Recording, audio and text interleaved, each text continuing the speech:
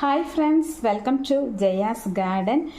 இன்றைக்கி ஒரு இன்ட்ரெஸ்டிங்கான வீடியோவோட தாங்க வந்திருக்கேன். ரொம்ப இன்ட்ரெஸ்டிங்காக இருக்கும், கண்டிப்பாக ஸ்கிப் பண்ணாமல் பாருங்கள். அதுக்கு முன்னாடி நீங்கள் சேனலை சப்ஸ்கிரைப் பண்ணல அப்படின்னா ஜெயாஸ் கார்டன் சேனலை சப்ஸ்கிரைப் பண்ணிக்கோங்க. அப்படியே பக்கத்தில் இருக்கக்கூடிய பெல் ஐக்கானை ஆல் ஆப்ஷன் போட்டு வச்சுக்கோங்க.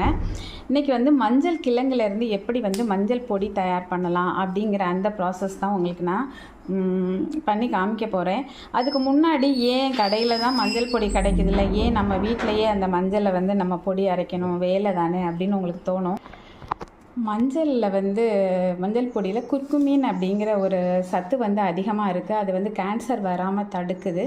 கேன்சர் வந்தால் கூட அது அவங்கள ப்ரொடெக்ட் பண்ணுறதுக்கு அது ஹெல்ப் பண்ணுது அப்படின்னு சொல்கிறாங்க. ஆனால் நம்ம மார்க்கெட்டில் வாங்குகிற மஞ்சள் பொடியை வச்சுட்டு நல்ல என்ன ஒரு பழம் வாங்கினாலும், என் கூட ஒரு ஃப்ரெண்டு ஒருத்தவங்க சொல்லுவாங்க, எது வாங்கினாலும் நான் மஞ்சள் போட்டு நல்லா வாஷ் பண்ணி தான் அதை யூஸ் பண்ணுவேன் அப்படிம்பாங்க. ஆனால் அந்த மஞ்சள் ஒரு ஆர்கானிக்காக தயாரிக்கப்பட்ட மஞ்சள் பொடி தானா அப்படின்னு கேட்டால் கண்டிப்பாக அது ஒரு கொஸ்டின் மார்க்கு.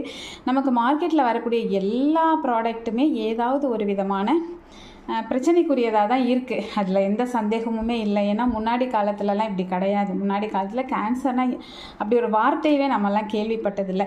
ஆனால் இப்போ எங்கே பார்த்தாலும் இதை தவிர வேறு எதுவும் கேள்விப்படுறதில்ல. எல்லா வயசுலையும் வர ஆரம்பிச்சிட்டு. ஸோ இந்த சத்துக்கள்லாம் நமக்கு கிடைக்காம போயிடுச்சு இப்போலாம். முன்னாடிலாம் மஞ்சள் கிழங்க எனக்கு தெரிஞ்சு என்னுடைய 17-18 வயசில் நான் ஒரு கிராமத்தில் ஒரு மலையடி வாரத்தில் வேலை பார்த்தேன். ஸ்டார்டிங்கில் 19 வயசு இருக்கும் அப்போ வேலை பார்க்கும்போது. அப்போ அந்த ஊர்லலாம் எல்லாருமே மஞ்சளை இந்த மாதிரி அவங்களே ப்ராசஸ் பண்ணி தான் செய்வாங்க. சாணி பால் இருக்குல்ல, கொஞ்சோண்டு சாணி எடுத்து அதை கரைச்சி தண்ணியை ஃபில்ட்ரு பண்ணி அதில் தான் இதை வேக வைப்பாங்க. 2 விதமாக தயார் பண்ணுவாங்க. ஒன்று முகத்துக்கு போடுறது. அந்த முகத்துக்கு போடுறதுக்கு என்னென்னா இந்த ப்ராசஸ் எல்லாம் சேம் ப்ராசஸ் தான். கடைசியாக விளக்கெண்ணெய் ஊற்றி அதை காய வைப்பாங்க. அப்போ நல்லா அது பிடிக்கும். அந்த மாதிரியெல்லாம் பண்ணாங்க. ஆனால் இப்போ சாணியாவது சுத்தமாக கிடைக்குதா அப்படின்னு கேட்டால் கண்டிப்பாக நாட்டு மாட்டு சாணம் கிடைக்கிறதில்ல. இப்போல்லாம் நாத்தமான சாணம் தான் கிடைக்கிது. ஸோ அதை பயன்படுத்தி நம்ம இதை செஞ்சோம்னா அதனால வேஸ்ட்டு. ஸோ தண்ணியில் தான் இதை ப்ராசஸ் பண்ண போகிறோம். இது நம்ம வெளியில் கூட வாங்கலை. நீங்கள் வேணும்னா தோட்டத்தில் சொல்லி டைரெக்டாக கூட வாங்கிக்கோங்க. நான் எங்கள் வீட்டில் மாடி தோட்டத்தில் நான் ஒரே ஒரு பேக்கு 15x15 க்ரோ பேக்கில் இதை ரெடி பண்ணது. ஆர்கானிக்காக நம்ம எந்த ஒரு இதுவுமே இல்லாமல் ரசாயனம் கலக்காத ஒரு மஞ்சளை நம்ம எடுத்துருக்கோங்க. இந்த மஞ்சளை நமக்கு ஒரு பேக்குக்கு 1/600 இருந்துச்சு. இதில் எவ்வளோ மஞ்சள் பொடி கிடைக்கிதுன்னு நம்ம பார்க்கலாம். ஆனால் சொல்லுவாங்க ஒரு 5 கிலோ மஞ்சள் நம்ம ரெடி பண்ணோம் அப்படின்னா 1 கிலோ மஞ்சள் பொடி கிடைக்கும் அப்படிம்பாங்க. ஆனால் 1 கிலோ மஞ்சள் எனக்கு தேவையும் இல்லை. ஸோ இதில் எவ்வளோ வருதோ அதை நம்ம யூஸ் பண்ணிக்கலாம். பத்தலை இந்த வருஷத்துக்கு அப்படின்னா அடுத்த வருஷம் 2 பேக்காக போட்டுக்கலான்னு முடிவு பண்ணியிருக்கேன். இது சாதாரணமாக ஊறுகாய் போட்டு சாப்பிட்லாம். நிறைய டிஷ்ஷஸ்லாம் செய்யலாம் இந்த பசு மஞ்சளில். இப்போ நம்ம பொடியாக தான் ரெடி பண்ண போகிறோம். கடையில் வாங்குகிற மஞ்சளையும் இதை நம்ம ரெடி பண்ணுற மஞ்சளையும் பார்த்ததுக்கப்புறம் தான் உங்களுக்கு தெரியும். ஸோ அது எப்படி வருது அப்படிங்கிறது தெரியல அப்படிங்கிறத நம்ம யோசிப்போம். அதனுடைய ஸ்மெல்லு இதனோட ஸ்மெல்லு ரெண்டையும் நீங்கள் செஞ்சு பார்த்தா மட்டும்தான் உங்களுக்கு புரியும் ஃப்ரெண்ட்ஸ். இது ரொம்ப ஃப்ளேவர் நல்லாயிருக்கும். இது ஒடிக்கும் போதே அவ்வளோ ஃப்ளேவர்ஃபுல்லாக இருக்குதுங்க. இப்படி ஒரு மனமாக இந்த மனம்லாம் நம்ம ரொம்ப மிஸ் பண்ணிகிட்ருக்குறோம் அப்படின்னு தான் சொல்லணும். நம்ம காலங்களில் இருந்து இப்போ நம்ம பிள்ளைங்களுக்கெல்லாம் இதெல்லாம் தெரியாது. ஸோ அதுக்காகவாவது இளைய தலைமுறையினர் நோய் இல்லாமல் வாழ்கிறதுக்காகவாவது இதெல்லாம் நம்ம பழையபடி அவங்களுக்கு காமிக்கணும் அப்படின்னு தான் நான் சொல்லுவேன். இப்போ இந்த மஞ்சளை நம்ம எடுத்து நல்லா வாஷ் பண்ணிட்டோம். ஏற்கனவே அங்கே 2-3 தடவை வாஷ் பண்ணி தான் மாடி தோட்டத்துலேருந்து கொண்டு வந்தேன் நேற்று. இப்போவுமே இந்த கார்னர்லாம் இருக்கும்ல, இந்த மாதிரி ஜாயிண்டாலாம் இருக்கும்ல, இந்த ஜாயிண்டெல்லாம் எடுத்து நம்ம கழுவணும். ஏன்னா இந்த இடுக்குள்ளே தான் போய் மண் நிறைய இருக்கும். ஸோ அதை நம்ம எடுத்து நல்லா வாஷ் பண்ணிக்கலாம். வாஷ் பண்ணிவிட்டு சில பேர் வேக வைப்பாங்க ஆவியில். நம்ம அந்த மாதிரி வேக வைக்க வேணாம். இது வேக வைக்காமல் பொடி பண்ணலாமா அப்படின்னு சொல்லி சில பேர் கேட்கலாம். வேக வச்சா சத்து போயிடுமா? ஆனால் கண்டிப்பாக அந்த காலத்தில் இதை வேக வச்சு தான் பண்ணியிருக்காங்க. கொஞ்சமாக நிறையெல்லாம் தண்ணி விட வேணாம். கொஞ்சமாக தண்ணி விட்டுட்டு இந்த மஞ்சளை வாஷ் பண்ண மஞ்சளை உள்ளே போட்டுக்கலாம். இந்த மாதிரி வேக வைக்கும்போது தான் இதில் இருக்கக்கூடிய சத்துக்கள் முழுமையாக கிடைக்கும் அப்படின்னு சொல்லுவாங்க. இந்த கொஞ்சம் தண்ணியும் சாணி பாலில் பண்ணுவாங்க, பார்த்துருக்கேன். பட் இப்போ நம்ம சாணி பாலுக்கு எங்கே போகிறது? இப்போல்லாம் சாணி எடுத்தால் கூட சுத்தமாகவே இருக்க மாட்டேங்க, மணமாக இருக்க மாட்டேங்க. முன்னாடியெல்லாம் அது நல்ல மணமாக இருந்துச்சு. ஸோ இதை நம்ம இந்த அளவுக்கு தண்ணியை வச்சு இது எவ்வளோ நேரம் வேக வைக்கணும் அப்படின்னாக்க, மீடியம் ஃப்ளேம் உள்ள ஸ்டவ் பர்னர் இருக்கிற இதில் வச்சுக்கோங்க. ஒரு நல்ல ஒரு ஹை ஃப்ளேமில் ஒரு 15 நிமிஷமும், அதுக்கப்புறம் ஸ்லோ ஃப்ளேமில் ஒரு 15 நிமிஷமும் வேக வைக்கணும். இது இப்படியே வேக வைக்கணுமா அப்படின்னு கேட்டால் கண்டிப்பாக இல்லை. ஒரு துணியை எடுத்து நல்லா இது மேலே மூடி போட்டுட்டு வேக வைக்கணும். இது ஒரு கயிற்று வந்து பண்ணுறது கஷ்டம் இல்லை, அதனால நான் வந்து வீடியோவை மியூட் பண்ணிவிட்டு பண்ணுறேன். இது மாதிரி ஒரு ஈரம் பண்ண ஒரு துணி வந்து காட்டன் கிளாத்தோ இல்லை வேஸ்டியோ இல்லை டவலோ ஏதோ ஒன்று. இது வந்து நம்மளோட சுடிதாருக்கு வந்து பேண்ட்டு கிளாத்து அதை வாங்கினேன். அந்த பேண்ட்டெல்லாம் தைக்கலை, மேலே உள்ள டாப்ஸ் மட்டும் பயன்படுத்திட்டு இந்த கிளாத் வந்து சும்மாவே புதுசாக இருந்தது. ஸோ இதை வாஷ் பண்ணிவிட்டு அப்படியே நம்ம இதில் போட்டுட்டோம். இந்த மாதிரி வைக்கிறதுனால என்ன அப்படின்னாக்கா டக்குன்னு தண்ணியெல்லாம் காலியாக போயிடும்ல ஓப்பனில் வேக வைக்கும் போது, அந்த மாதிரி ஆகாமல் இதுக்குள்ளேயே ஆவியில் வெந்த மாதிரி வேகும்.